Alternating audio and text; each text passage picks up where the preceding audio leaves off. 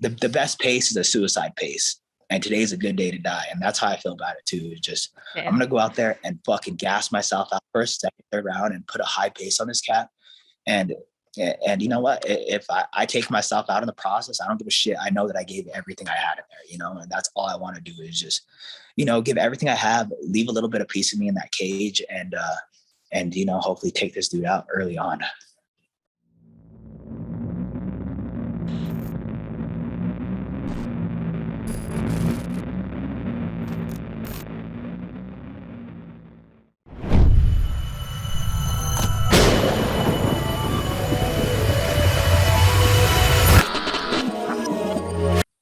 Okay, I'm gonna start it because I am really horrible at doing intros. I haven't I haven't quite got that part yet. So yeah, where's the start? That's awkward, right?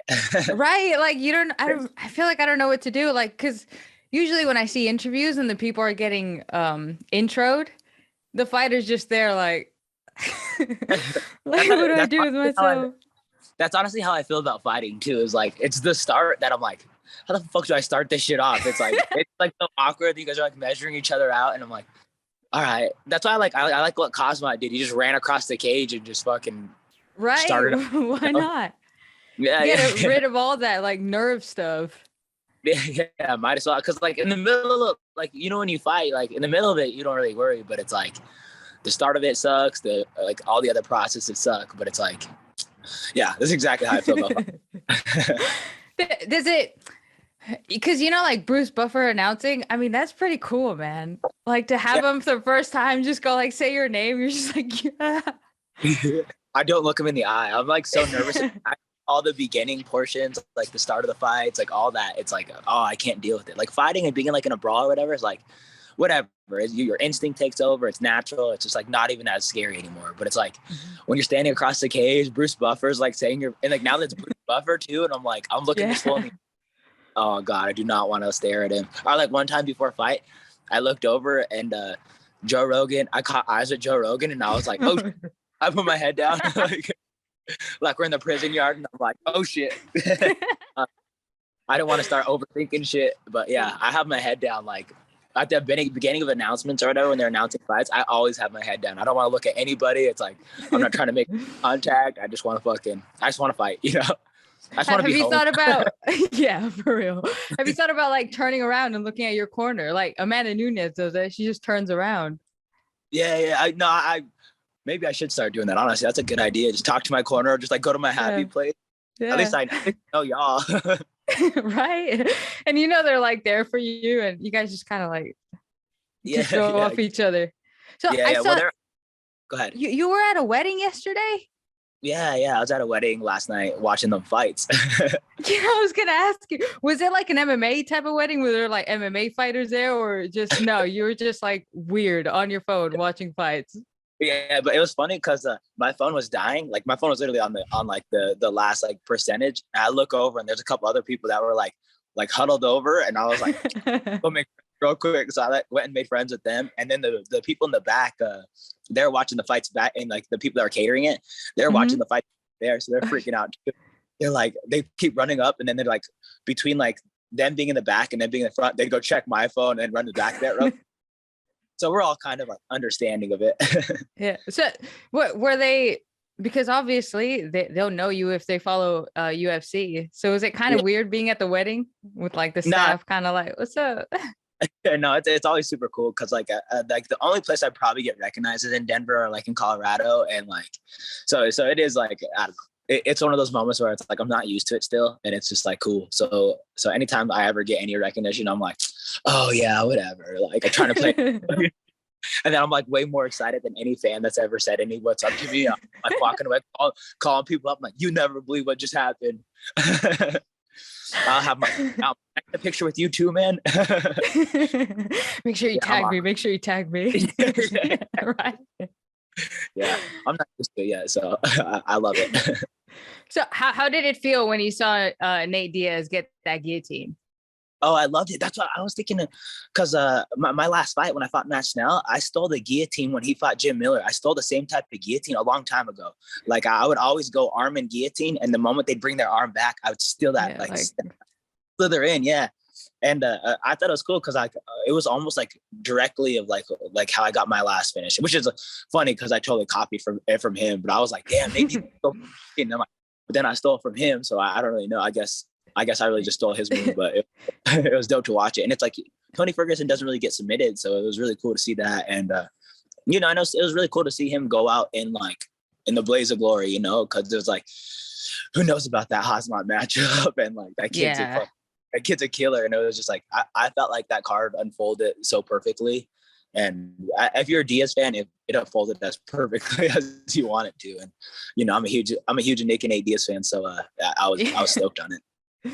He just like went off riding into like a unicorn, smoking a joint, like flicking everybody off into the sunset. Just like...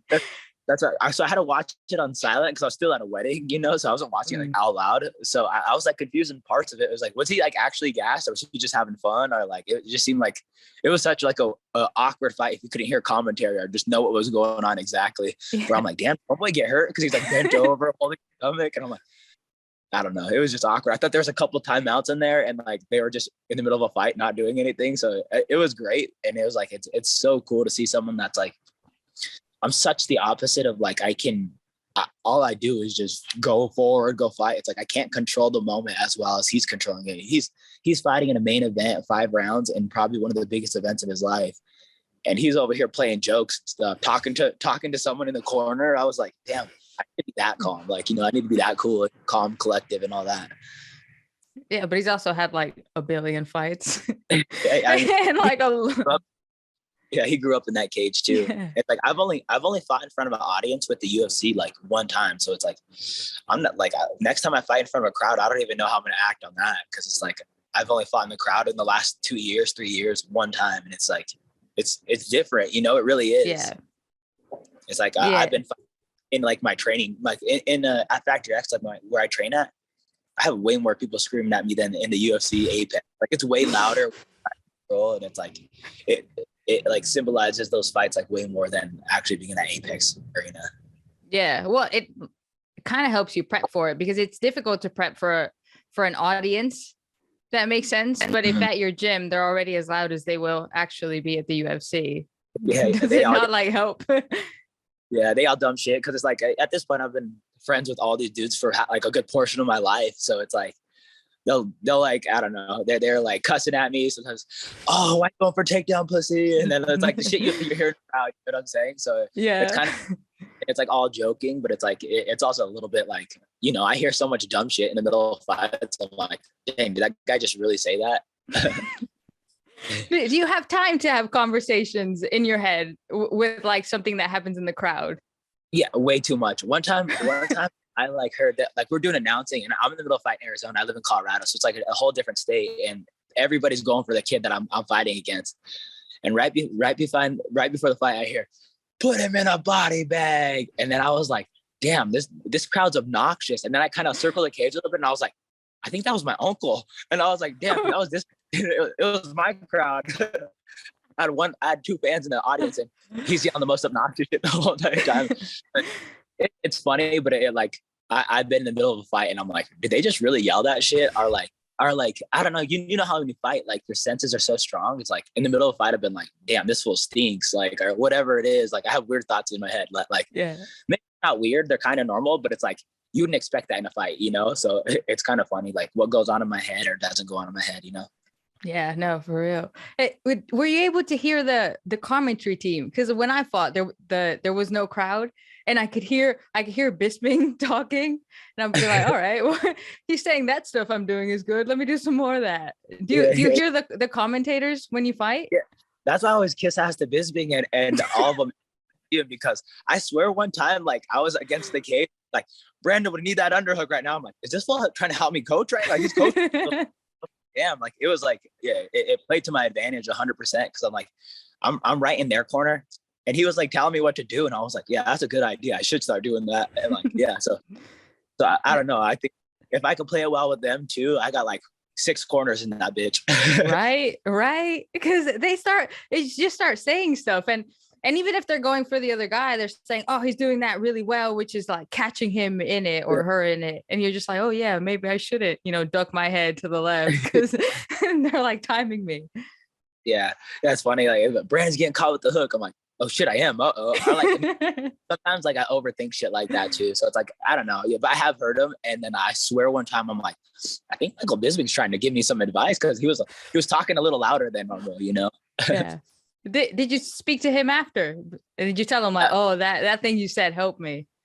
No, I never said that, but I did go afterwards because like right before my last fight, him and I were like maybe it was like 2 fights ago, but like I was watching like I always watch MMA like highlight reels and all that stuff, but I watched like a whole documentary on his life, and like I forgot that he was like not cornering me, but he was kind of cornering me, whatever, but that he was commentating. So I went up after him and talked to him about that. I was like, damn, it was really cool to see that, and like just I didn't know he was one of the few dudes that has been doing this shit his whole entire life. Like even back then, like, I mean, I've been doing it forever, but like for him to be doing like kickboxing and like wrestling matches and all that stuff back then is like kind of crazy. And like, it was unheard of at the time almost, Yeah, of course.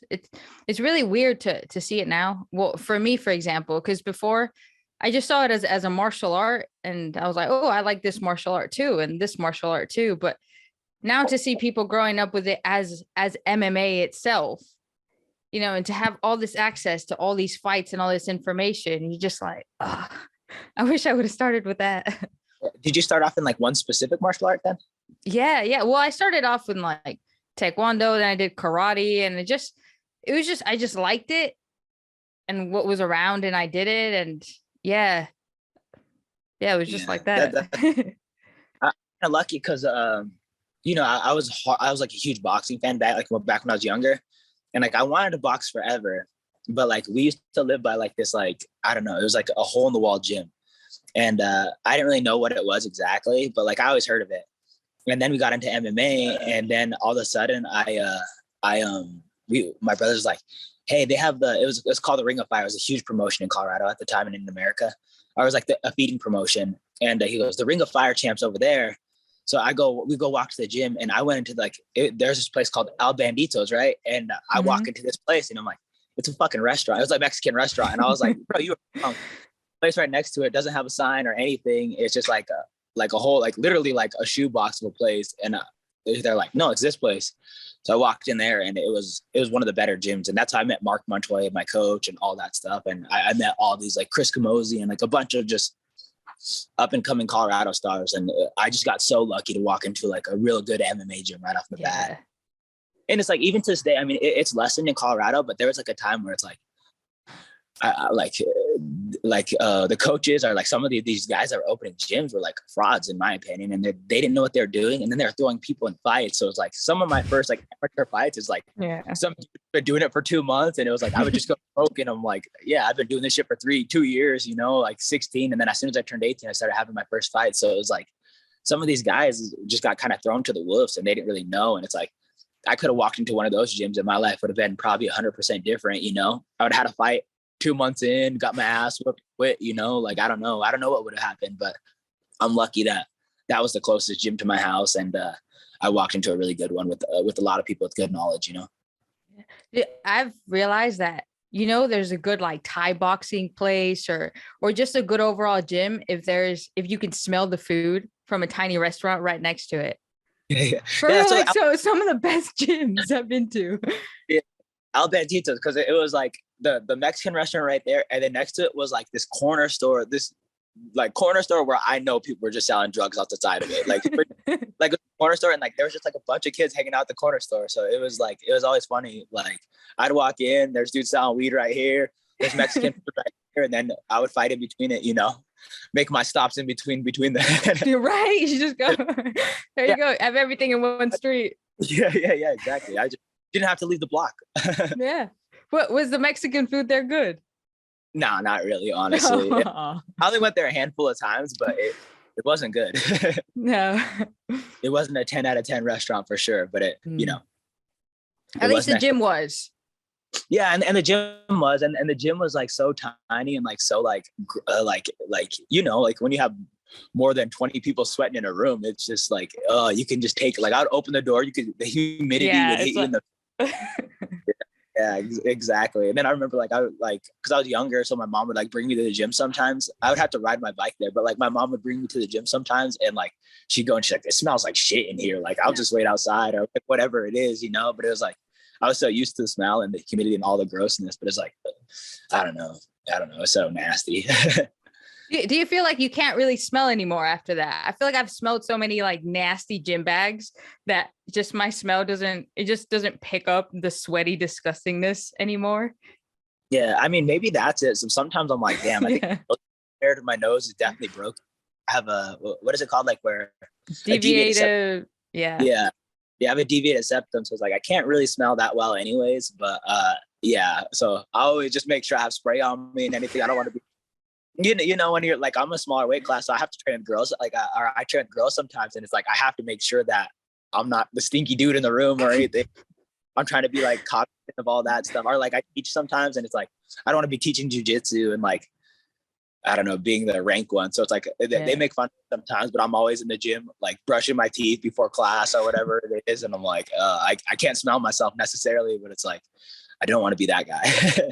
No, Bam, but that's good. I think worse than the bad smelling guy is like the really hairy guy that never wears a rash guard and just like sweat and with their hair and their sweat there. I think that's by far the worst guy. So you're all good in that department. Yeah, now that there's rash guards, like back in the day, like motherfuckers wear shirts, and I would just get waterboarded by some dude's loose shirt. He would hover over me. I'm like, yeah. I honestly think that's like that played a big role in me getting good at jujitsu. I was so claustrophobic, and I was just like anything to get out of from bottom was like my move. So it's like it created scrambles and a lot of stuff. It's like it's either that or I'm tapped into suffocation and waterboarding and all that stuff. So I think just being a germaphobe at a young age, I was like, it made me better at jujitsu because I was like, I do not want to fucking be on bottom with this dude sweat on me, So what made you keep going? If it's something that you're just like, oh, I don't want them to touch me and stuff with their nastiness. What made you keep going back and getting better at it?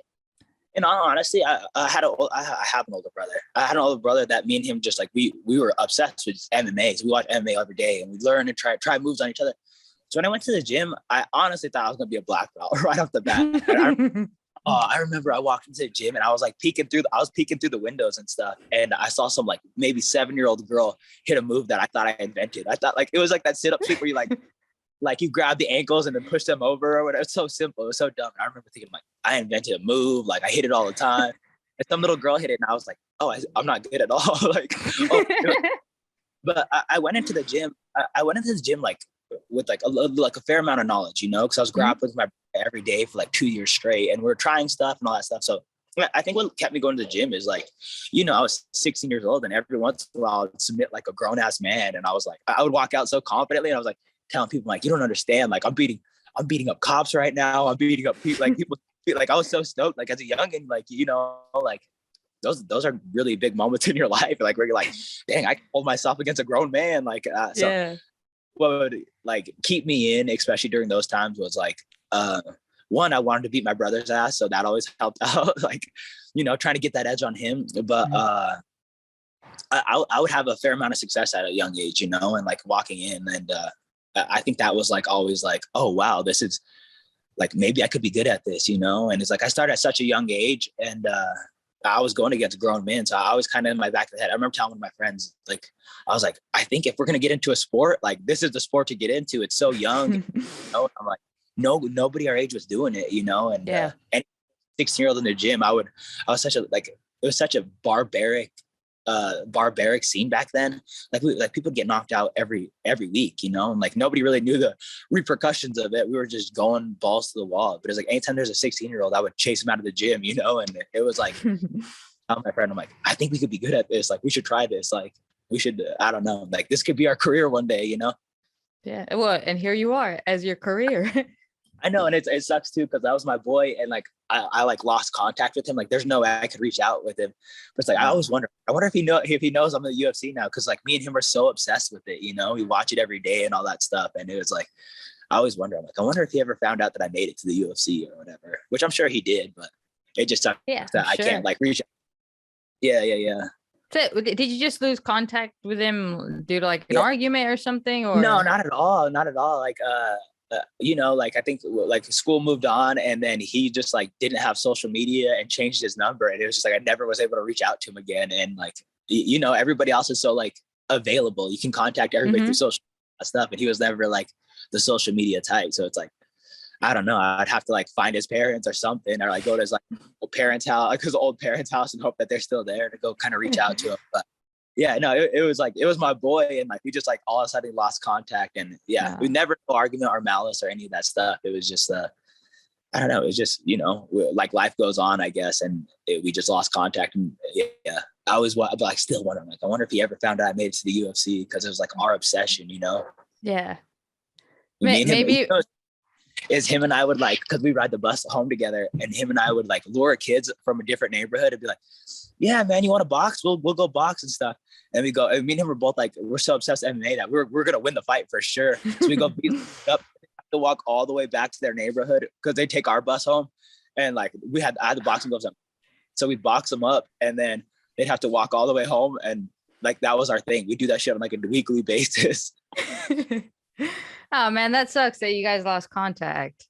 Yeah, it is. I know. I gotta try to reach out, honestly. Now I'm thinking about it. Oh, maybe he'll see this and he'll be like, you know what? Yeah, I'll reach out. yeah. So how many times did you have to use, grappling or whatever in like a family barbecue or something? Let's be honest. I got in trouble for it one time because my auntie she was married to this dude. Real big douchebag, by the way. So they're not married anymore, thank God. But one time, like I was playing with my cousin, we fake wrestle around and stuff. And then he jumped in and he's like, "Oh, I'll get you."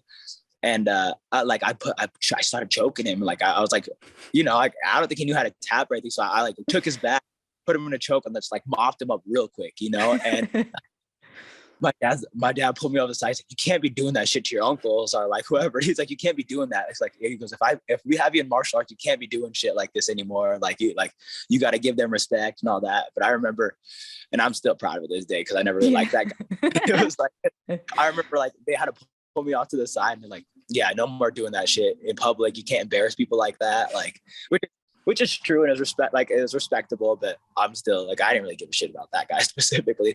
But one time specifically, I got in a lot of trouble for that one. So how did that come up? Was he just like, "Oh, you think you do karate? You think you do UFC?" You know how bigger dudes get. Like, you probably have to deal with that shit all the time. "Oh, you're a fighter? Oh, okay." Yeah, oh my God.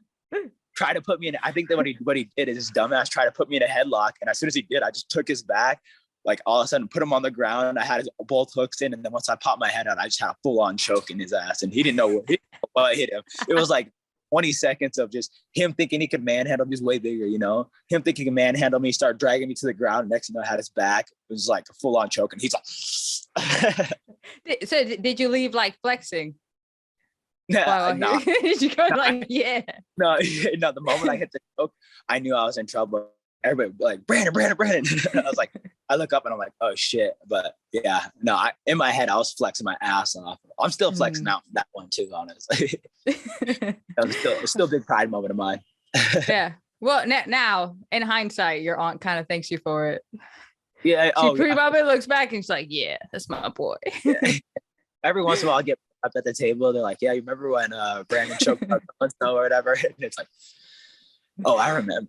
Yeah, but I get for that. Like, I have a lot of family and like a lot of cousins and stuff, and uncles like that are like, we're all roughhousing, and I grew up in like my family, like they scrap, like all my family's kind of fighters, and like I've been in situations where me and my uncles are grappling around, and then like after that situation, my parents are like looking at me like, "No, don't be doing it."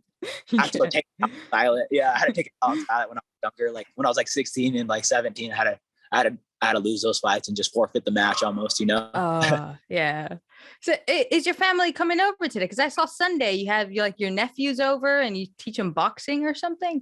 Yeah. So I usually have my little cousins over every Sunday, and that's like my thing that we do with them, is just teach them how to fight. Honestly, I have to probably stop that too, because one of them got in a fight. One of them got in a fight this weekend, and then the other one jumped in, and I was like, they're like, "Yo, like you got to talk to him about this. And I was like, it's like hard for me not to be proud because like, like, I don't know, like one of them's a little smaller and the other one's is like his older brother, like their stepbrothers or whatever. It was like, that's how me and my brother grew up, is like, well, like he would get in a fight and I would jump in, or like it'd be vice versa. Yeah. It was like, like we always had each other's back. So it was like, I have to scold him today. I have to talk to him about it. Like that's like I specifically have to go talk to him about it today. But it's hard for me. Good job.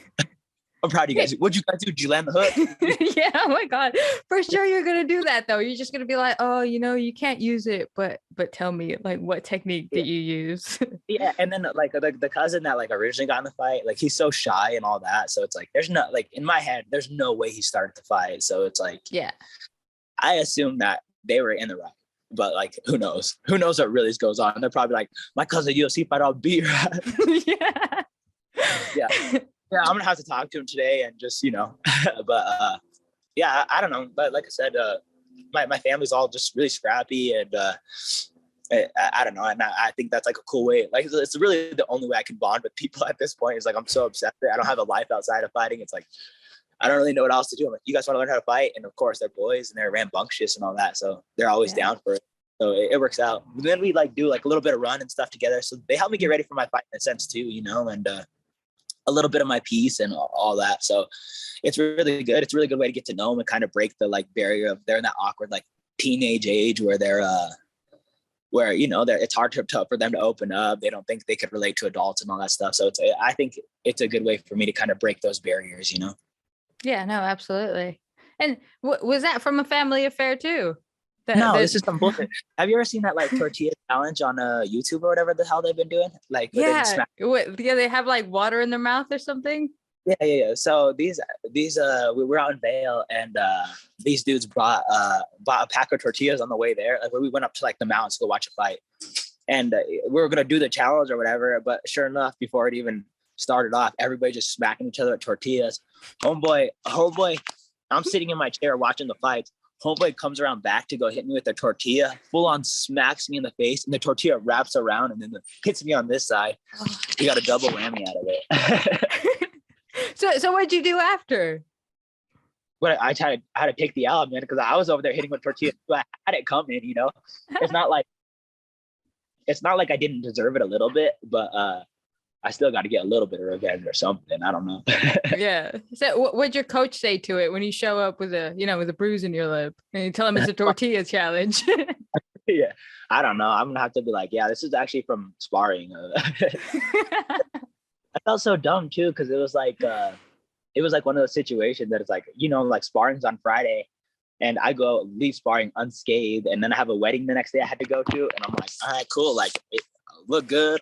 And I go get my haircut and we do this dumbass tortilla thing. And next thing you know, I'm going to this wedding of like a family member of mine forever. And just with a purple lip, a fat lip, and this is all purple. And they're like, oh, did you do that fighting? I'm like, yeah.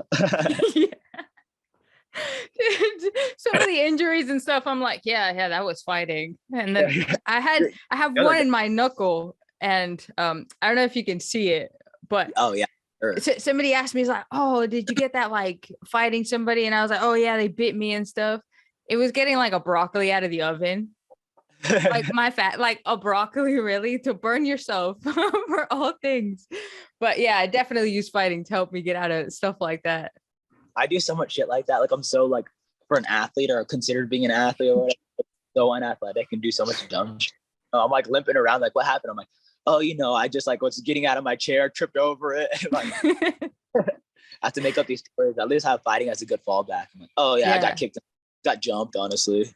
Yeah, I run into stuff a lot, like especially in like hip height. I just run into so many things, like just the edges of things. I end up having massive bruises on the side of my hips just from doing that. But I say it's fighting. You don't realize it until like you have like an actual like injury too. It's like my elbow like was swollen up a couple weeks back, like a month back. And I didn't realize how much times I bump my elbow a day where it's like I'm walking in a door, barely graze my elbow and it doesn't hurt like normally, but it's like when you have a big old nick on it or something like that, or it's swollen, I would like walk and hit a door and I'll be falling to the ground crumbling. And it's like, I'm like, this is such a dumb sport. I think that on a daily basis, but like what have I gotten myself into? I'm like, I'm in so deep too. Like I'm in so deep that it's like, So deep. I have to keep going. It's too late to go to college. Like, I don't know what else to do at this point. It's like, I'm so close to this belt that it's like, I don't know, that like I have to commit. Yeah, for sure. Isn't it like horrible when if you hit your elbow and stuff and then you're trying to post on it?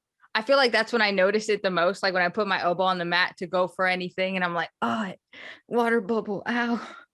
Yeah, and that was exactly it. I would like try to get up and then I'd just fall back down because I was like in so much pain. It's like, all right, I guess we're playing guard today. I guess we're not getting up. It's like that there are so many times I'd go post up and then fall or do something of that sort, you know, and I don't know. And it's like, I don't think people like realize that like how much fighters train through injuries and how hurt we really are on a daily, you know, and it's like, I try to like you try to work through it. And it's like, if you have a fight coming up, it's like, you can't really help but work through it. But it's like, fighters are going in there and like you're damaged. Like the whole entire point of fighting is damaging someone's body or damaging your own body. And you're doing that with your body. You're throwing bones at someone and hitting them with their bones. And it's like, I don't think people realize how compromised some of these fighters are walking into a fight, you know? And it's like, I've been, when I entered that fight with Moreno and Kai, my whole entire beginning of my UFC career, I couldn't grapple. Like I couldn't grapple. I couldn't wrestle. So I was just striking with one hand because my shoulder, like anytime I throw a jab, if like I threw a jab and hit somebody with, or like, and like maybe our punches collided or something, my shoulder would pop out of place. If I was digging for under, so my first like 3-4 fights in the UFC, like I couldn't grapple. Like I had zero grappling in those matches. And it was like fighters enter the cage so compromised, you know, and it's like nobody really, and you have to keep it like a hush thing because it's like you want your paycheck. Like if you want your paycheck or like for me, I was on a good roll and it was like I'm fighting the top guys in my weight class and it was like I just started off in the UFC, so it was like I couldn't pass up the opportunity. Like they gave me Tim Elliott on a 1 week notice to get my UFC debut. And it was like, I couldn't really train for that fight anyways, but it's like, what am I going to not go to the UFC? And then after that, they gave me Kai Kara France and I loved the matchup. And it was like, I didn't think I would have to grapple that much in the fight. So I was like, okay, cool. And I was like, I'll take that fight without getting the surgery. And it was like, okay, I can buy a little bit of time. So then I fight Kai Kara France. And then 2 weeks later, they're like, hey, we got Moreno in 1 week. If you can take this short notice. And I'm like, damn, that's the number one contendership there. And it's like, you know, it's like, why wouldn't I just press my luck to the fullest? And in that Moreno fight, it was like, that's when my luck ran out, you know, and that's what was happening like on a weekly basis in practice. It's like my coach, like if you ever seen a Moreno fight, my coach popped in my shoulder like nothing. And it was like, because he did it every week up until then, you know, because my shit was so compromised. And it was like, I was entering in such like in a non like healthy way. And it was like, and then on top of that, like Brandon Moreno, who's like currently the champion. And it's like, it was like, I don't know, you're entering the biggest fight of your life, just so compromised. And it's like, you don't know how many of these fighters are doing it, you know? And it's like, and it's honestly a vast majority of us. And when did that shoulder thing start? Like what made it happen? What made it be a recurring issue? I think, so it was a wrestling incident. I shot in on a shot and I think I just went shoulder down and they threw the hip into me and it just popped out. And I was like, oh fuck, but I had issues with the other shoulder at the time too. So I knew how to like pop it back into place. And then from there, like I tried to rehab it for a little bit, but I was like so close to the UFC. And it was like, I had a fight right before the UFC when it originally was happening. But it was like I just knew I just had to try to rehab it and get better without the surgery. And it was like, you know, if I could rehab it long enough and then get to the UFC, maybe the UFC will pay for it eventually or something of that sort. And like, that's always, and like, I know a bunch of fighters that have that going on in their head. They're like, well, you know, I'm so close to UFC. Like maybe, you know, maybe this fucking 9-to-5 job, but like, you know, will get me by while I can get to the UFC or whatever it is. And like, that was going on through my head because that surgery's expensive. And it's like, you know, you're so close and it's like, damn, can I make it with this? And like, I was having a fair amount of success in like the regional scene with a fucked up shoulder. So I was like, we'll see how we could push it, you know? But like, I remember that Tim Elliott fight. He had me wrestled up against the cage and I was like, my coach, underhook. And I went to go do it. And in the middle of doing it, I'm like, oh, fuck my shoulder. So it was just like, I had to accept the loss of position for a second until I could get like another way out. But it was like, I couldn't bring my shoulder over my arm without feeling like it was going to dislocate, you know? Yeah. So shoulders are such a bad problem. Like once it dislocates once, it'll happen over and over again. And it's like, and once it starts happening over and over again, it's like, you need surgery. Like there's no other way around it. So I was in a fucked position right then. So did you have surgery on both? Yeah. I have like ladder J surgery on both of these things. Oh. Yeah. But this one happened when I was younger. So like this was happening like one time I was wrestling with one of my uncles and that popped out one of them too. So yeah, so I mean, I guess now I have good shoulders thanks to my surgeon. My surgeon got me now, but yeah, I don't know. I think I have just like bad shoulders or something. I don't know what it is exactly, but yeah. So yeah. Why didn't before not before, but like after, you know, the fight where the doctors come in and you're like, oh, anything hurts? You'd be like, oh, my shoulder in the fight in the second round. That time that I did a jab. I did in that Tim Elliott fight and then in the Kai Car France fight, but then I did it in the Tim Elliott fight and I was like, they said I could probably rehab it a little bit, but then they offered me Kai Car France and Kai Car France was like number 7 and I was like, damn, that's such a good opportunity. Yeah. And like, you know, we're in quarantine time, so it was like I was like, oh, I have to take this fight. And then after the Kai Car France fight, before I left Fight Island, we're like, you know, I had 2 weeks like before I even like after the fight, pretty much is when I think Cody Garbrandt had to pull out of the title fight, and then they were giving Alex Perez the title shot, which left Brandon Moreno without an opponent. He was ranked number 1, and I was like, well, I mean, you know, I got this far. Yeah. And like it was like 2 weeks away, so I was like, I could get one training camp done with like, you know, like I could do one training camp and then get 2 fights off of it, you know, kill 2 birds with 1 stone type of thing, and that's kind of what was going on in my head. And I was like, well, you know, I made it this far. It's like, let's see if I can just pop off. And then right before this title fight, I get surgery and then go on with it, you know, but you know, my luck ran out. Yeah, no, it sucks, man. But do you feel like it adds to your confidence? Because if you went to all these fights compromised and now you're okay, do you feel like it adds to your confidence? Yeah, 100%. I think that, I steadily think that, because it's like when like Kai Car France did really good against Brandon Moreno, and it's like I beat that dude virtually with one hand and no grappling for like a year right before. A year of no jiu-jitsu, and like jiu-jitsu is like one of my favorite things to do. No wrestling at all. Wrestling's where I was hurting it the most, and it was like I was beating him where he was most comfortable at, and it was like, and then with the Moreno fight is just like this, like a little bit of the same thing. Is like when my shoulder popped out, I was in a really good position to start attacking and like the fight and like attack a leg and stuff, and it was like I was doing that to Moreno with 0 grappling for the last year and a half, you know, and it was like it added some confidence for sure, and but like at the same time, it was just like it was just so great at like, you know, when you make your UFC debut and all that stuff, it was good to just feel like I was like, damn, I belong, you know, because I remember when I fought Tim Elliott, I was just like, you know, I'm probably gonna lose this fight, and it's like if I lose this fight, then it's like at least I made it to the UFC, and it's like that's more than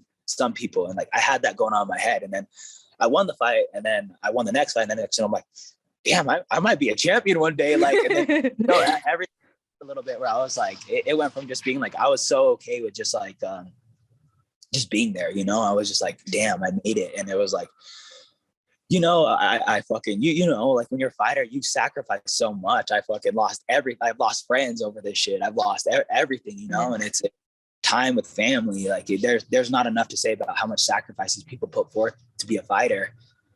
And I lost my youth virtually, you know what I'm saying? It's like I was dying as a kid and all this dumb shit, not, you know, like not going to parties and all that stuff at a young age. And it was like I was like, oh, well, at least I get the cool t-shirt, and it's like, I get my name on the back of it. And it's like, I get to make my UFC debut, and it's like win or lose. It was like, it meant the world to me, you know? And like, I was like, damn, this is cool. And, you know, and then my confidence started getting up, and I'm like, damn, I'm actually like better than these guys. And it's like, once I started to realize that, then my whole entire like mindset shifted. Like probably after that Kai Car France fight, I was like, damn, like I could probably be champion of this fucking division. And then I go against Moreno, and then I'm going against all the top guys at this point. I've only faced top 10 opponents in the UFC, and now it's like, oh, I know where I belong, you know, now I know I could be champion, and I know I belong here. And now I know it's like, you know, like I made it out to be way bigger than it was. This, I bet, is something that your coach, Mark, was probably telling you before that you didn't really believe. Because I'm pretty sure he saw this in you. Yeah. I've heard that my whole entire life too. It's like, one of my main training partners was Joe Warren, and he was the Bellator champion. Like, at 135, and I was helping him get ready. But at the time, I was helping him, like I was the main training partner for it because he was going against nothing but Brazilians. They're like jiu-jitsu strikers, and that's what I was, Yeah. you know. And he was telling me, he's like, dude, you need to quit your job. I'm like 18, 19 years old. He's like, you need to quit school. You need to quit your job and just chase full-time be champion. I was in my head, I was like, this is the most important thing that I was going to do, was just be Joe Warren's training partner for Bellator and help him win a belt. And it was like, at the time I was so okay with that. You know, I was like, you know, like if I could help this guy win a Bellator belt, I can tell my grandkids about it for the rest of my life, or my kids about it. And I was like, this will be the coolest part of my life. And like, I remember being okay with it. And then him telling me, he's like, you know, like, you need to quit your job. Like, you have real talent, you have real skill and all this stuff. And like, you need to quit, because I was doing so much extra shit. You know, I was a full-time student. I was a full-time worker, and then somehow making it to practice in between. And I was doing that for years. And I remember him telling me that. And I remember him just me being like, yeah, no, that's the dumbest idea. I'm going to quit my job to be a fighter. And like, I was like, no, I'll just help you out. And like, you know, and I'll push it as long as I could. And like, I remember thinking that in my head. And then I would have like a couple instances, like where like a UFC dude, like a guy in my weight class would come to the gym, and I would like trash him. And I'm like, yeah, maybe I am. I remember one time I was like 19. I beat some dude who just fought for the belt. He fought for the belt. He lost, but I dominated him. I called my friend up, and I was like, bro, I think I'm good. Like, I don't know. Like, I was like, I think I might have a shot at this, you know? And it was like, it was just something to do while I was in college, you know, for a little bit. And it was like, I love the sport, and it was like, I was never going to not fight. But I remember there was like a moment in my head where I was like, I think I'm good, actually. Like, I might be good at this. Like, this might be something that I can do, you know? And maybe my momentum didn't really shift that hard then, but I remember just like, damn, I could hang with some of these guys, you know? And that was so cool. That was such a cool moment in my life where I'm like, damn, maybe this is something that I could do, you know? And when you have those like little realizations and all that stuff, and I'm still having them as I'm going forward and all that stuff, but like, I don't know. That was like such an important day to me. Like, I remember being young, and it was just training too. So you don't ever know what happens in a real fight compared to training. Cause you know, like, it really is. And I don't try to stack too much thoughts into that. But at that time, it was like so important to me, you know, because I was a full on student and all this stuff. And it was like, I wanted to quit my job, or I wanted to quit school, but I was like, this would not be worth it, you know? And it was like shortly after that, in the next year or so, I was like, all right, I'm quitting school, and I'm just going to chase this shit full time and just hope for the best, you know? And it's like, if I don't make it, so be it. At least I'm doing something that I've never known anybody else to try to do, you know, besides the people in the gym. So did that also change the approach you had to training, the added confidence? Did you train differently because of it now? Yeah, I don't think so. I think I've always been like one of those, like I was a gym rat, you know, like that's all I would go, like finish whatever I'd have to do and go to school. So I was in the gym all day. It was like, I never not trained, but when I quit school, I got sleep. Like, that's what I remember. It's like, I could sleep a little bit. I could take a nap or something, or I could just like, you know, I was getting a little bit more sleep than I was. 'Cause I was rocking like 4 hours of sleep tops, you know? And it was like, I did that for years too. Like, I was doing that for years. And, yeah, it wasn't until like, that was another thing I was like huge in that Kai Car France fight is, we're on opposite time zones. Like, you already know, you're up late, we're on opposite time zones. So it was like, nobody on my team was sleeping, but it was like, I was so used to that lifestyle of just sleeping an hour here or there and then used to it. So it's like, I pretty much woke up to that, like, what is that like the UFC song, that Wonderwall or whatever, where they play that like right before the highlight. Yeah, I know what you mean, but I don't know what it's called. Yeah, I don't remember what it's called either, but that Oasis song, I think what it's called, Out Here in the Field. Yeah. yeah. I was sleeping in the back. I woke up, and then I was like, all right, well, let's fucking go. And like, I pretty much warmed up for like 20, 30 minutes and then fought. And then it was like, you know, like, I was so used to that lifestyle that it was like unaffected, you know? I remember Alex Hernandez being in the back, like, he was in the back with me. He's like, I can't believe you just slept and then woke up and just fought your ass off. And then we're pretty much ready to go take a nap again at that point. That's crazy, man. Mostly like when I speak to fighters, they're always like, yeah, I have my watch and I check my, you know, my heartbeat, and it's like 3 times the amount it is normally. And I'm freaking out and I'm in bed, but I don't know what to do. To be able to sleep before you walk out. Yeah, that's another cool thing. So I have a teammate named Jonathan Martinez in the UFC, and he's doing great things, that stuff. But like, he's like one of those cats too. It's like, there's videos of him like fighting like in like 7th grade, 8th grade, and all the above. I feel like I don't put too much stock into like what some of these guys do. They're like, oh, I need a full 8 hours of sleep. I need to eat this at this time and all this. And it's just like, I don't really give a shit. I'm gonna go out there and fight. Like, I don't really care how much sleep I got or what goes on before or after. It's like, I don't play that. Like, I don't play too much into that. It's just like, I'm just gonna go fight a motherfucker. And it's like, I'm gonna try my best for 15 minutes, 20 minutes, 25 minutes, or whatever the fuck it is. And I'm trying to finish it the whole entire time. But it's like, I don't play too much into all the other bullshit that comes around. And it's like, I think that's always been like a huge advantage of mine. It's just like, like I fought my whole entire life. It's like, it's nothing different than walking to the park with a couple of my friends and fighting some dude with a couple of his friends. It's like, it really isn't, besides the name and how much stock you put into it. It's like, if you put that stock into it, then you're gonna blow it out of proportion. But if you don't, then it's just another fucking fight. And I'm back at the fucking playground fighting with my friends. You know what I'm saying? Yeah, for real. Because I saw you had like something with like psoriasis and stuff, and you were changing a lot of your diet. Yeah. I still like, I'll go on an all meat like after.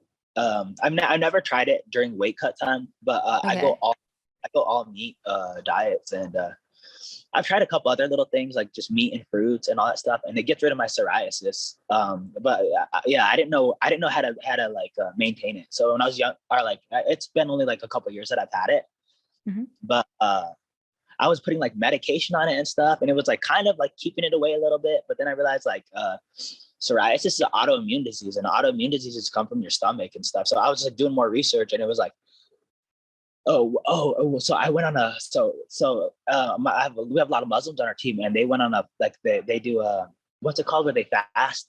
They fast during the day until the sun. Ramadan.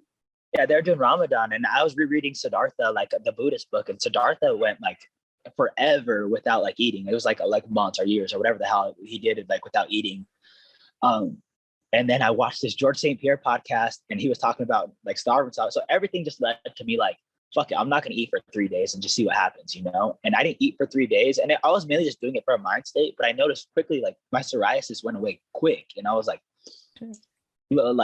okay, what does that tell you then? Like, then I was trying to take away. I was like, okay, it's something I'm eating for sure that is making my skin break out and making me look like because I only have it on my legs really, but it was like I quickly realized, it was something of that sort that is doing it. And so I just like right off the bat, I was like, okay, I'm not gonna eat gluten. And then I was trying that, and it was still there, but it go away a little bit. And then the only thing that's actually absolutely worked is one, starving myself for a few days, because that gets rid of it really quick.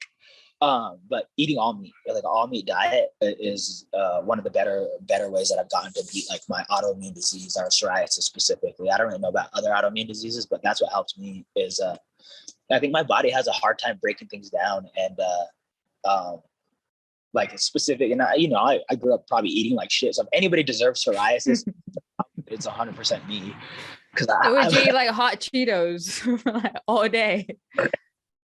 Yeah, for sure. Hot Cheetos, old cookies. Like, I'm an overindulger.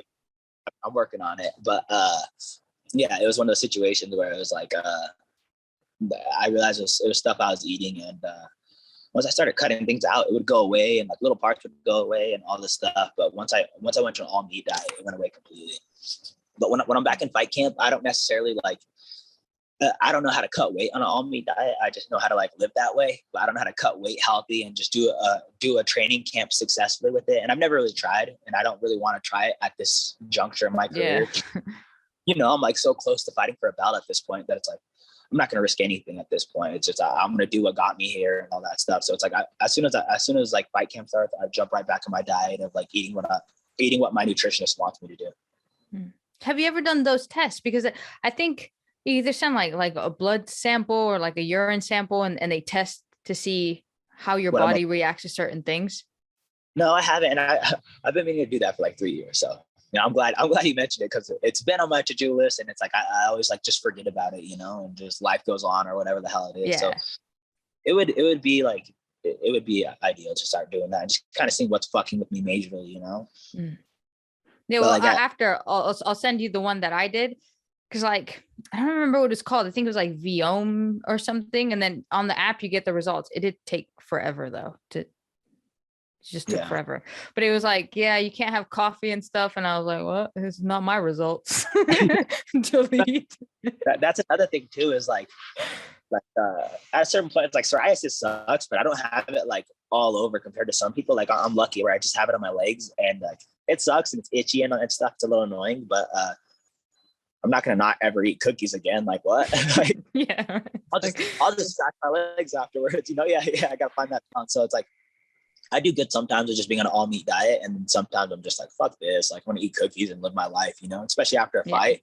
I'm just doing whatever I want to do. You know, because it's like if I want to follow that diet correctly, I'm not drinking any sugars. I'm not having Gatorade. I'm not doing any of that stuff. And it's like, that's really hard to do. You know, I'm not, you know, I'm getting my electrolytes through specifically like, what is it called? Like, what's that salt? Like that pink salt, Himalayan salt. Yeah. Himalayan salt. Yeah. I get my electrolytes through Himalayan salt. And it's like, I don't like just drinking water and Himalayan salt for the rest of my life. Like it bothers me a little bit. So it's like, I'll make sacrifices for sure. And, you know, I'll get back to my ways every once in a while. But for the most part, it's like I like bouncing in between the diets, you know? Yeah. I used to chug Gatorade after training when I was a kid because I thought I was being like super healthy, athletic. I was just like, athletes drink Gatorade. And I would just chug like a whole like gallon of it. It was crazy. It's so funny to like the way like how I grew up and like what I was doing is like I would wake up, eat a big ass bowl of cereal with milk, which I'm horribly allergic to milk. You know, I'm allergic to dairy and all that stuff. I would eat like a bowl of sugar milk and then eat some ramen noodles later on in the day and then have some like fucking macaroni. It was like, I don't think I had one vitamin like on multiple days of my life, you know, and just drink pop in between. I'm like, oh, I'm thirsty. I'm gonna go soda, whatever the fuck it is. And it's like, yeah. So I fucked up a lot throughout my life. And it's like, that's why I think I'm kind of paying a lot of repercussions now of like, of psoriasis and all that stuff, because it's like, you know, I lived really recklessly when I was young, and it was just like a little bit of, you know, like nobody's really educated it on that stuff when I was younger too. It's like we thought all that, you know, like you eat a bowl of cereal in the morning, at least in America, like that's kind of like how the routine was. It's like you eat a bowl of cereal, which is like American cereals, all sugar, you know, like nothing else. I was eating sugar, and then I was putting sugar in my sugar. Like I was doing something. Yeah. I was like, which cereal did you have? What was your cereal? Cinnamon Toast, my favorite shit. And this is awesome. I had you guys ever heard of Cookie Crisp out there? No, but I grew up in America, so I know what you're talking about. I would eat Cookie Crisp, and this is it was also bomb. Is when nobody wasn't looking, I'd throw Oreos in my Cookie Crisp. And I would eat that in the morning. Yeah, I was horrible, and I was like a really big I was addicted to sugar. I would like another thing I would do all the time is I would drink like 4 things of Dr. Pepper a day, and that was like, yeah. So like when I was younger and like running around all day, every day, summertime or whatever it is like I would not have any vitamins. You know, my parents are working all day, so it's like I would just go and run around the summer, fucking not drinking water, drinking Pepsi, and all. I was like cutting weight to 125 isn't fit to me because it's like, you know, I grew up without nutrients. I could do this. Yeah, because I'm a survivor. Oh, that's crazy, man. So were you like a chubby kid? No, I've always been pretty skinny, you know. Like when I was younger, I like bulked up. It's like I always ran like I would do this, but I would be running around all day with my friends and doing like a bunch of dumb shit. And you know, we're doing all that athletic stuff too. So I was outdoors all day eating sugar, but like I was eating sugar all day, ramen noodles all day, and all the worst shit for it. Like in America, they outlawed Martian or whatever the ramen noodle maker because they found out how unhealthy ramen noodles are for people. So it's like outlawed now, at least in Colorado. I don't know about the other states, but like I think Colorado is the more like health conscious state. Well, obviously you have like California, but Colorado is a big one for that. Yeah, and it's I think like having the mountains and just like the beautiful outdoors and all that stuff, it just kind of helps out. But yeah, for sure. Like I did a lot of dumb stuff growing up, and you know, there's a lot of it was like a little bit like nobody was really educated on this stuff. Yeah. It's like my parents would come home and like make some greasy ass shit, and like our home cooked meals like enchiladas, like soaked with all that stuff, and it was like I don't know. It's funny like looking back at like me ignoring my stomach problems when I was younger. I was like, oh yeah, my stomach hurts, no big deal, you know. But it was like I was like putting it before. It was like, you know, like like, I think it's like 70% of like Hispanic people or Mexican people are like allergic to dairy. And it was like, we were eating that in the, I was throwing cheese on my shit. I was drinking cereal in the morning or eating cereal in the morning, just doing the worst of the worst. And it was like, I didn't know why my stomach was hurting every day or whatever it is. I was just living with it and just thought that was part of life, Yeah. So was it hard to transition to like, MMA, they start talking about diets and eating clean. Was that a hard transition, or was it hard to learn about, because if you didn't know anything, you go from eating cereal in the morning to, yeah, no, was that I mean, hard? the real hard transition is like, I wasn't doing it. Like I fought at 135, like at the beginning of my career. Cause there wasn't really any 25ers in the division or anyone around that was like 125. So I would eat donuts and stuff like the week of the fights and stuff like that.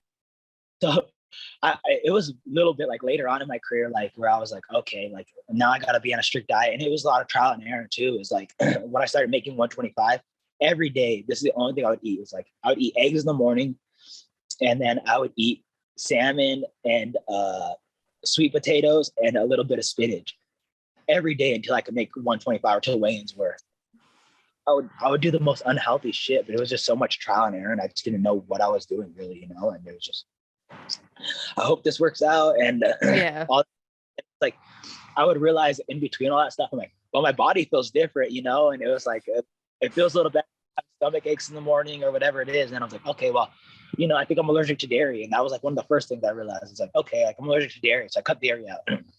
Started feeling way better. And it was just like kind of all that. And then it's like, I started researching, studying and all that stuff. And then I realized I was doing so much unhealthy shit that it was like, damn, that was my lifestyle. And like, sometimes I wonder too, is like, how much does that like play into like my shoulders not recovering and all that stuff? Yeah. It's like my body, macaroni, cheese, and fucking ramen noodles. It's like, obviously my heal the way I want them to do, especially training all day, And it was like, I don't know. I actually read it. It was actually like a study, and it was talking about Anthony Pettis getting hurt all the time, and them coming from like a poor upbringing, and just like what they ate and all that stuff, playing a process into probably how many injuries he's had and all this stuff. And it kind of made me like curious on myself. I'm like, damn, I'm not eating healthy or any of that stuff, and it's like I'm constantly injured. I was dealing with so much bullshit, and it was like, yeah, of course my body's not recovering. I'm not eating any vitamins at all. Like of course I'm not going to recover from that,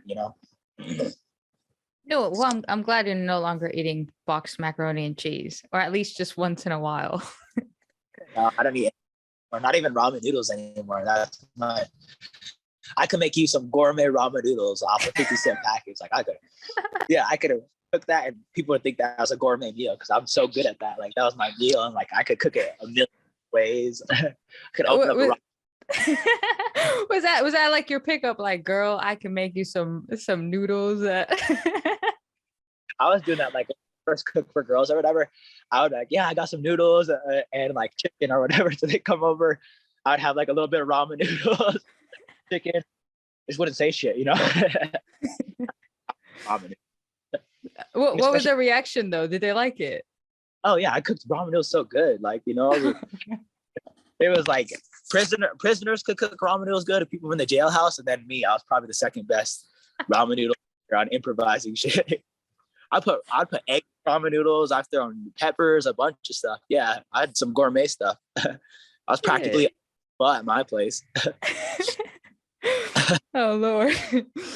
All right, so lastly, I just wanted to ask you a little bit about your fight coming up. You're fighting Askar Askarov, which you said is one of the most boring fighters in the division, and unfortunately you're fighting him with no crowd this time again. Yeah. So does that make it difficult? I don't really care. Like to me, it's like, in my head, I'm so much more dangerous than him, and like in my head, I'm so much more violent, and like the repercussions of me winning the fight and him winning the fight are two different things, And it's like, this is I don't like the matchup. I don't like matchups of like 3 rounds of a guy that's just hoping to win a round, and hoping to win points, and like in that, like there was a moment where I thought we were gonna steal the main event, and I was like, in a 5-round fight, like I'm going to find a kill for sure. In a 5-round fight, I'll find a kill on this guy for sure. But in 3 rounds, it's like, he might be able to hold me down for 2 rounds and all that stuff. But it's like, I don't really if I'm nervous about this fight, this guy should be shitting bricks, because it's like I'm gonna try to put a knee across, cutting, be doing everything I can to put him out of there, and it's like he's just gonna look to get by, you know. And in my head, it's just like, yeah, I'm a real fighter and I do real fighting stuff, and this guy's just looking to win rounds and win points and stuff. And it's like, I've never really been a huge fan of the matchup, but it's like I'm not afraid of this guy at all. It's like I don't think he possesses any deadly skills at all, and I think that's what, like, one, motivates me too. And it's just like, you know, if I have anxiety about this fight and all that stuff, it's like I can't imagine what he's feeling, because it's like I'm gonna try to put a shin across his face and I'm gonna try to choke and break his arm, all the above, you know. And it's like I think we have two different mindsets leading into this fight, and it's like I'm a fighter, this guy's a competitor, you know. Like, he didn't know what to do after his wrestling. He didn't know what to do after his wrestling career, so he's like, all right, I'll go to the UFC and try to hold people down. And it's like, I was fucking doing this shit when I was a little kid, punching people, trying to hurt people when I was younger, you know. And it's like, this is who I am. This is my happy place. I thrive in chaos. I thrive in brawls. I thrive in all this stuff. And it's like, I'm not an athlete. I'm a fucking fighter. You know what I'm saying? This guy's a little bit athletic and a competitor and all that stuff, but it's like, that's not the sport, you know, or like, that's not like, you know, like he's looking at it as a sport aspect, and I'm looking at it as like, you know, I'm a killer, I'm a fighter, and that's who I am. And, you know, like I said, I'm not stressing it. I just want to go out there and get a job done and go finish him and make a statement so I can go be in talks for the next title shot. Yeah. So you'd want to fight next Brandon Moreno, which now has said that he wants to fight Figueiredo. So is that frustrating, being in a division where the champion and the, you know, like the contender keep fighting each other, especially after, you know, you were in a dominant position over him in that first round before your shoulder popped? It's super frustrating for me. I couldn't imagine how Pantoja feels, but super frustrating for me, because it's like, I don't think either one of these guys are the best in the division. I don't think either one of those two are the best in the division. So it's like, why are we watching these dudes fight for a fourth time? But it's like, it's also in the position where I know from like from hearing around and stuff. It's like, I don't think Figgy wants that fight either. So it's like that fight should have already been announced in December or whatever it is. They should have already announced when they're fighting. But it's like Figgy's holding up the division. So it's just, there's a lot of frustrating things going on. But it's like, whatever my path is, I believe that it's going to lead to it'll lead to the ultimate thing. Like, and I also just think that's like what makes me a fighter. It's these little setbacks and just like all this bullshit that I have to go through left and right, the surgery, all that stuff. It's like, I'm still here and I'm still fighting. I'm still training. I love the martial arts sport of it. I love the martial art aspect of it. And it's like a fighter is how you overcome adversity. And that's how I feel like I've always done the best, is I overcome shit left and right. You know, it's like I've never been the kid that's been good at anything right off the bat. It's like I've always had to fight through that shit, learn the skill and all that stuff, and just put my heart into it. And that's who I am, and that's what made me, and that's why I'm here today, you know. Yeah, absolutely. Well, and now whenever you do go for the title, it'll be a better version of you, one that's healed, you know, that's not having to worry about having a shoulder pop out mid-fight. Yeah, and it's like those three big fights that I had right off the bat against like Moreno and all that stuff is like I was working a job when I was fighting Kai Kara France. You know what I'm saying? Like I wasn't grappling. I was doing all the above. And it's like, this guy's fighting for the belt. And it's like, I get it. I get, like, you know, he's more popular than me and all that stuff. But it's like, I was working and I schooled that kid in his best aspect, you know? And it's like, I know where my skill set is, and I believe in myself. And I know, like, now that I'm doing everything properly and I'm in the UFC and I'm making money in the UFC and I can afford to not work a full-time job and do this to the fullest, that it's like, I don't think any of these guys can hang with me at this point. Yeah, because he used to work in a juvenile detention place, right? Yeah. Yep. Yeah, the greatest job ever. I would agree. So how was it when you left? Were the kids like kind of sad? I bet they looked up to you. Yeah. I think so. I always think that too, is like, you know, I come from like an area where a lot of these kids came from too. So it was like, we already had like a little bit of a bond compared to some of the staff. Like a lot of staff are like, we're really educated and like, you know, I don't think they knew how to relate to the kids. Whereas like, you know, I go and banter and I could like I wouldn't suggest like staff cussing with the kids or stuff or whatever, but I'm like, crazy. Like, why you think that? Like, you know, like I could have like that bond with them, because it was like, you know, like I think I related to a lot of them a lot more. But I also think it was just super important because those kids saw me sacrifice a lot, you know, like I would work the days with them. And then I had to switch to overnights because our training schedule switched, you know. So I had to work overnights, and I would go in overnights, and they would see me walk in, like, because it would be like 8 a.m. or 8 p.m. So it was like, it wasn't really like it was overnights, but I would still interact with them, and they would see me, they're like, bro, you look like shit. Did you sleep today? I'm like, I didn't sleep. And like, I had to go to practice. I had 2 practices today. So it's like, I couldn't really sleep. Like they're like, how are you going to make it through the night? I'm like, I don't know. They're like, well, like, do you fight? Like, when do you fight? And all that. I'm like, I fight in a month. And they're like, well, hopefully you get somewhere after that. So it's like, one day I was in there consistently, and then the next week I was gone completely, because they called me up for my UFC debut, and it was like, I think I didn't tell them anything, but like, when I came back, they all knew I got signed to UFC, and I won my fight, and I got the bonus and all that stuff. And I think that was like a super important moment for, it was really important for me, but I thought it was really cool for them to see that too, because it was like, they saw the sacrifice I made. They saw me be with them the day. Then they saw I had to go to overnights for a year or so. And then they were like, damn, this guy looks like shit. He's not sleeping. And, and I wasn't. I was like life wasn't good at that time. Life was not good. Like right before the rainbow came out, like, I was dealing with the storms for sure. You know what I'm saying? So it was like, I think it was super important for them to see. And I think it was important for all of us. And yeah, so I don't know. I love that job. And I wish some of the conversations and the meaningful moments that I had, that I carried in my heart, stuck with some of these kids. Cause it's like, I worked in a juvie that was like, I didn't work in like a juvie where you get in trouble for truancy. I was working in a juvie where these guys are in there for attempted murder. They're in there for some crazy shit, that they're in there for some not, like, and like, you realize real quickly when you're around that, is like, some of these kids are just not given a fair shake, man. And there's so much fucking potential in that little place. So much potential. And just, you see so much potential in some of these kids, that it was like, man, I wish you guys, like, if they were born in a different household or a different set of parents or whatever it was, man, like, their life could have been so much different. But it was like, of course, like, so a lot of, like, it happened pretty much before every one of these fights. Is like, right before one of the fights, is like, one of my kids passes away, or like gets shot, or like, or whatever the case is, or goes back to jail for like a huge crime.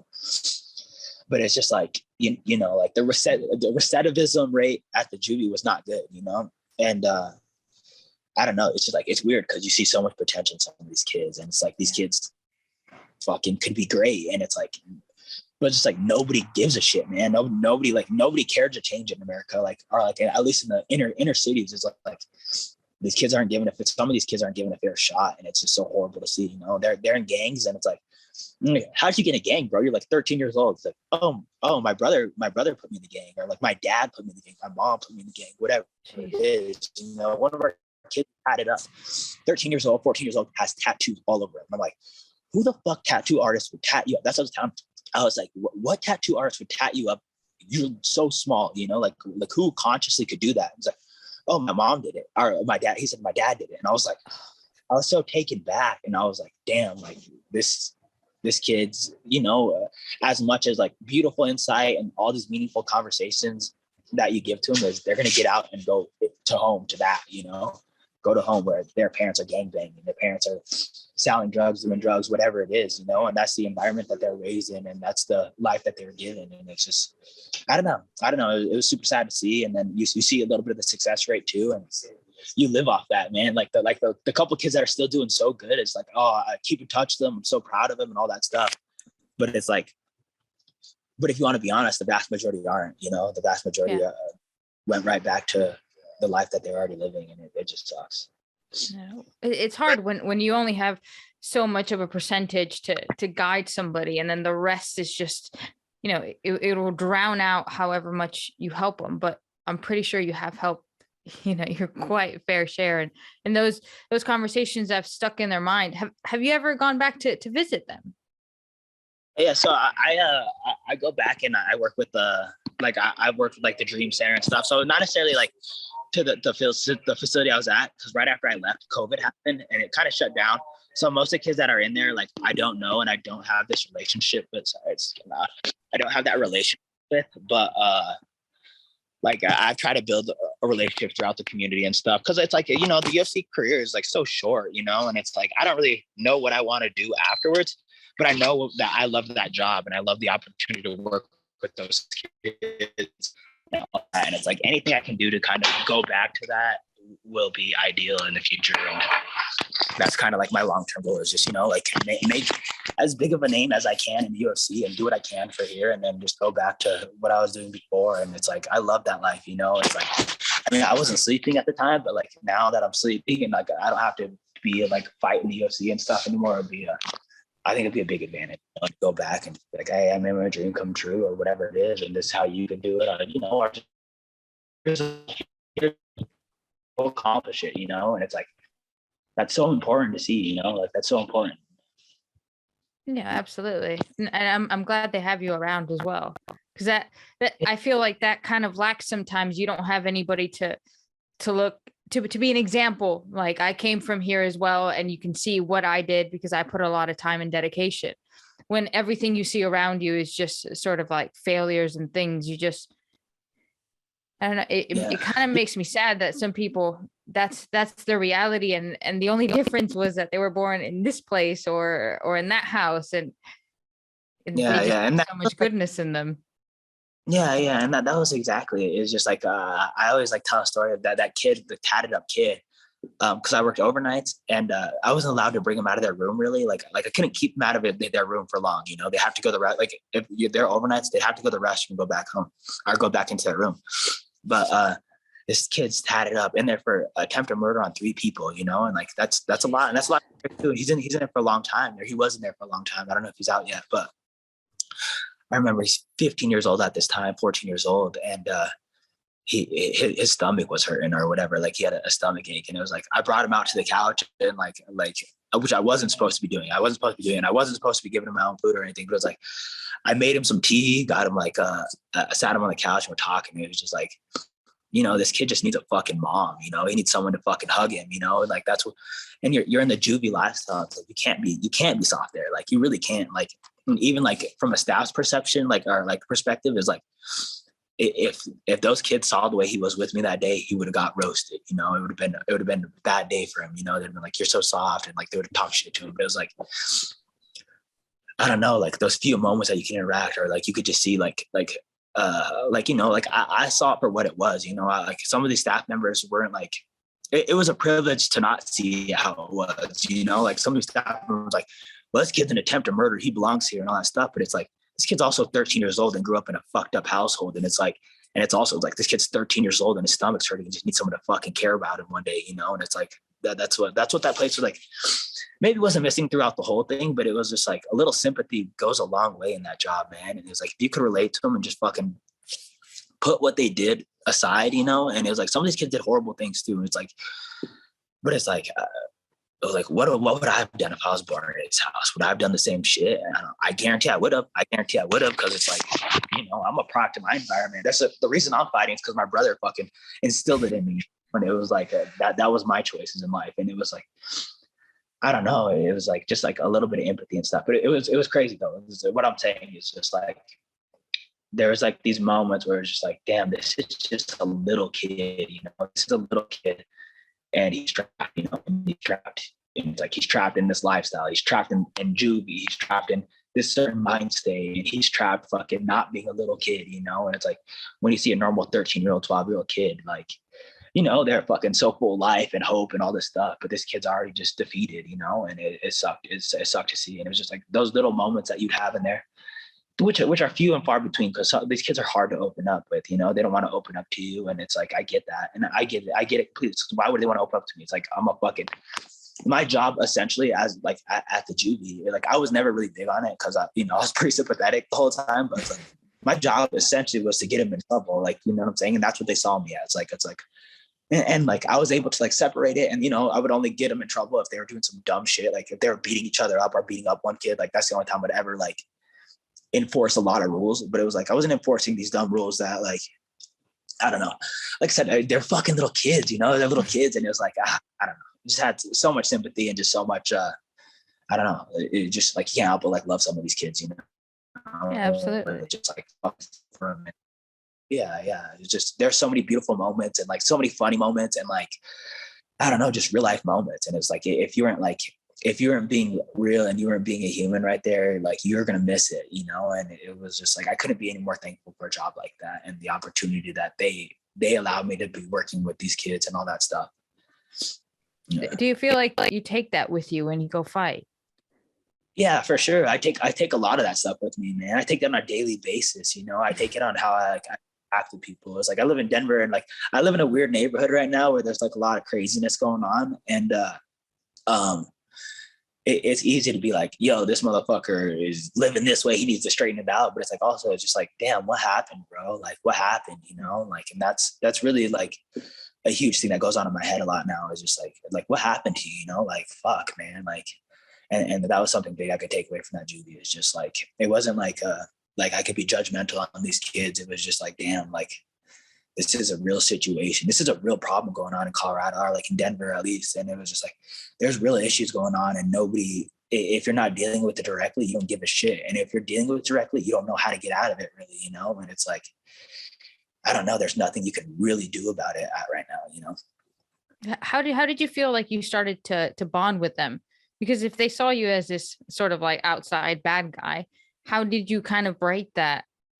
Yeah. So I knew a kid in a different, so there was a bunch of things that happened, but like, I knew a kid in like a different juvie, and like, I knew him from like just other areas of life or whatever. And he was starting to tell people, he's like, yeah, my brother works at this juvie or whatever. So it kind of went in where it was like a little bit of an issue where I'm like, bro, you cannot be telling people like that we're related, or like, you know, that we know each other. Cause it was like causing a little bit of conflict too. But it was also just like, it allowed people to open up. They're like, oh, well, do you go to this restaurant? Or like, you know, do you go here? And then it was just like, you know, a couple of kids, and like, they probably still don't know this, but like, I knew their parents, I knew their mom, like, you know what I'm saying? Like, I worked with one of their dudes' moms before I came here, and it was like, I couldn't say it to him, but it's like, I had access to the internet. So it's like, I knew his name, I knew his kid, and I knew his mom and all that stuff. So it's like, you know, it was just like, there was the moments where I was like, you know, like, Denver's not that big of a place. And it was like, I knew some of them deeply, or like, I knew like them separately or whatever from a separate place. And it was like that. And then fighting, when they found out I was a fighter, that was a huge deal too, because like, all of them want to be fighters, you know, like every single one of them wanted to fight, or they were fighting. So if they wanted to be a fighter, didn't want to be a fighter, fighting was a part of their life for sure. So when they found out I was a fighter, that was a huge deal too, because it changed the dynamic of like, cause I'll go in there fairly soft, you know, like I wasn't going in there like, you were like, I was allowed to restrain some of these kids. Like if they're doing something crazy, I was allowed to restrain them, but I would never do. I was really good at like making people laugh and stuff, and like making people like, you know, cracking a joke in like a serious moment and kind of easing the tension. And I think when they realized like, oh, this guy's not trying to fuck us up, you know, like, cause there were staff in there that would, you know, use that moment to take out somebody, you know? And it was like, I was never that person. You know, I fight all day, every day. Why would I try to fight at work? You know, like, I was using diplomacy pretty well. And I think just moments like that. And it was just, and then years of just being around them too. It was like, some of those kids were serving years, and I worked at that juvie for 3 years. So it was like, we spent a lot of time around each other, and it was like, I was a consistent person, and, you know, like, and like, I think that's what all of them needed. It's a little bit of consistency on being like a nice, fair person too. It's just like really what it is. It's like, some of these people don't have like, some of them didn't have anything consistent, but it's like a relationship, an adult relationship that was consistent, where I was actually looking out for them, and, you know, vice versa. And there's so many good people that I work with that were doing the same, but it was just like, I think they needed that, you know, and especially like being in an all male juvie facility, and then being Mexican too, where they're like half the population was Mexican, you know, or minorities in some sort. So it's just like, I started off fairly well, but that being said, it's just throughout the years, I was able to create a lot of bonds, you know. Did they have any therapy there? Yeah, like they a do. Therapist that they see that can help them through stuff.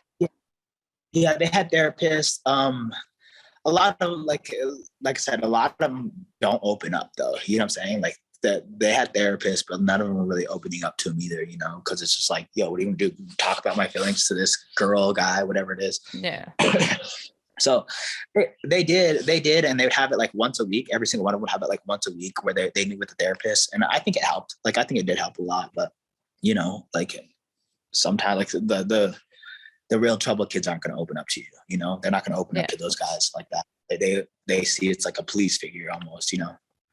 Yeah, they almost need kind of like a big brother figure that can help them through things. And that's how I always felt. It was just like, I was like a older brother that kind of kept things in order and just kind of, and that's always how I felt about the whole thing. And lastly, I wanted to ask you before I let you go, because I think I've had you on for like an hour. I'm sorry. I didn't even ask before we started, like how much time you have. Yeah. So what's the stage now from now to you fight in October 15th against Askarov? What's left for you now? What's left is I just want to keep working on my jiu-jitsu, my wrestling. I've been doing a lot of wrestling for this camp, like anti-wrestling. But for me is like, have you ever heard of Prefontaine? You know what Prefontaine is? No. Prefontaine's an American racer, and Prefontaine is he's an American racer, and he was known for being like he would do these long races, and he would start off just running, like he would start off sprinting, and he's like, you know what? He goes, my goal is just push myself as hard as I can and see if these motherfuckers can keep up with me. And he goes, if they can keep up with me, I know that I pushed myself from start to finish, and I gave it my all, and to me it resonates with me so much, because I carry a high pace, but it's like I want to put a Prefontaine pace on this kid. It's just, you know what? If you want to go and try to grapple me, then I'm going to throw a million submissions at you. I'm going to try to get up every second. I'm throwing elbows and knees, all the above at you the whole entire time from start to finish. And I'm putting that pace on you and being dangerous. And it's like, if you can keep up with that and you can survive that, and all you're looking to do is survive and not take me out, then it's like, okay, whatever, you deserve to win. But it's like, in my head, it's like, you're going to, this is the best quote for Prefontaine too. He's the best pace is a suicide pace, and today is a good day to die. And that's how I feel about it too. It's just, I'm going to go out there and fucking gas myself out first, second, third round and put a high pace on this cat. And you know what, if I take myself out in the process, I don't give a shit. I know that I gave everything I had in there, and that's all I want to do is just, give everything I have, leave a little bit of piece of me in that cage, and hopefully take this dude out early on. You just got me so hyped for that. I'm going to repeat that quote. Yeah. Look up some quotes, man. He was awesome. He was a different kind of racer. He was a racer that reminded me of a fighter, like where it was like all like mental, where he's like, you know what? Like, I'm going to go out there, and if the guy wants to keep up behind me, then he's going to have to fucking hurt himself. He's going to have to push himself beyond limits, and that's what I've been trying to do this whole entire camp, is just embrace the hurt, embrace the suckiness of all this shit, because it does suck, man. Fighting sucks, training sucks, all of it sucks. Really, it really does, especially like I work hard, and it's like, if you work as hard as me, or you work that hard, your day's gonna suck. But it's like, if I know if I'm hurting, my fucking opponent's hurting, my training partner's hurting, and it's like, I'm willing to burn myself to burn him. And I believe that to the fullest. I believe I could handle the fire better than him. I could handle the flame better than him. And it's like, I'm willing to walk into it deeper than he is. Let's see who comes out burned, You got me so hyped for it. I mean, this shit should be the main event. I'm like pissed now. Yeah. I've been thinking that too, but it's like, I just need to make these statements, because it's like, they're telling me that I'm not the main event because I don't have enough Instagram followers. I don't have enough following. But it's just like, one, it's like, I don't think I'll ever have as much a following as Alexa Grasso in like one. And like, I don't think I'll ever have that much of a following. But that being said, it's just like, I want to be undeniable now, because it's like, I've been in a few spots where it's like, I'm on the prelims, or I'm on that. And it's like, I've been fighting number 3, number 4 in the world. And it's like, I want respect on my name, and it's like, I want to earn that. If they don't think I've earned it, then it's like, I'm going to take it, and that's the only option. It's just like, they don't want to give me that spot. I'm going to give them no fucking option to just go out there. Cause it's like, they can say all they want is like, I don't have enough following, but it's like, you can't say I'm a boring fighter. You can't say I'm a boring fighter. You can't, I don't put my balls out there, like balls to the wall out there. And it's like, I'm everything Dana White's ever for a top ultimate fighter, or whatever the hell it is. You don't leave it up to the judges. Be a fighter. Don't try to win a decision. It's like, I don't do any of that shit. Like I finish almost every fight I've ever been in, and it's like, I've never not just gave it my fullest. And it's like, if that's not speaking for itself, then it's like, I have to find a way to make it speak for itself. And it's like, finishing a boring ass wrestler like this, I think will put me in a good position to either campaign for a title shot, or at least a main event slot for my next fight. Yeah. Do you think it's because of the no crowd? I don't really know. I really have no clue why the hell it is the way it is, you know. But it's like, I don't understand. yeah, yeah. I see a bunch of like unranked heavyweight fighters, which was like, I like heavyweight, sure, a little bit, but it's like the least skilled division there is. And it's like I'm watching these dudes go out there and fight unranked or whatever in main event spots, or like not main events, but like co-main events and all that shit. And it's like I'm over here fighting Pantoja, and who's number 2 in the world, and Brandon Royval number 2 in the world on the prelims, and it's like, yeah, I just want to get that respect on my name, you know. Yeah, man. Well, I hope you best of luck for your upcoming fight, and you know, people better watch out. Fucking put respect on it. I appreciate your time. Thank you very much. And shout out to my sponsors too. EAP Glass, man. They're the reason why I'm staying afloat out here in Colorado. So I appreciate them to the fullest. And thank you for your time again. Oh, of course. You also have that Draper, what do you call it? Oh, Dr. Dabber. Yeah, I'm sponsored by Dr. Dabber and Prevail right here. So I'm sponsored by a lot of things, but EAP Glass, man, they're the reason why I'm staying afloat. They're the reason why I could have got surgery and not have to worry about working a full-time job and stuff at that time. So they kept me afloat this whole entire time. I couldn't appreciate them anymore. Oh man, that's awesome. I'm glad you have sponsors and stuff like that. Yeah, me too. All right, cool. All right, have a good day. All right. You too.